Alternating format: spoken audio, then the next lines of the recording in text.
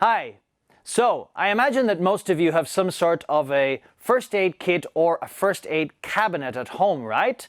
Sure. Well, inside you might have cotton, you might have thermometer, you might have bandages, etc. But what do you do if a small piece of wood, like a splinter, gets stuck in your finger? How do you get that out of there? Well, you head to your first aid kit and you look inside and you'll see a little thing called a tweezers. And a tweezers, of course, is like two little pieces of metal that you squeeze together and you can just pluck or pull that little piece of wood out of your finger. You're left, of course, maybe with a wound. And if the wound is bleeding, you're going to need to sterilize it and clean it up.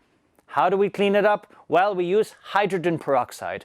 Hydrogen peroxide, of course, is excellent for sterilization and also, funnily enough, excellent for making your hair go blonde.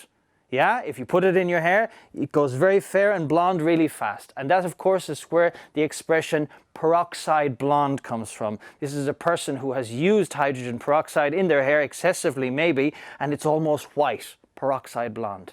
Then, inside the first aid, of course, it can be missing a plaster. A plaster, of course, is something that you use to cover over the wound.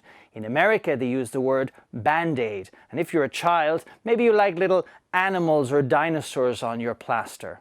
Now, not everything has to be superficial. Maybe you have like a headache and you don't know what to do. Well, you need to take a painkiller. A painkiller is a tablet, or as the Americans say, a pill, such as an ibuprofen or a paracetamol that you take, drink a little bit of water and hope in a couple of hours that it has passes. Well, I hope that you don't need to use many of these things too often, but if you do, at least you know their names. Have a nice day.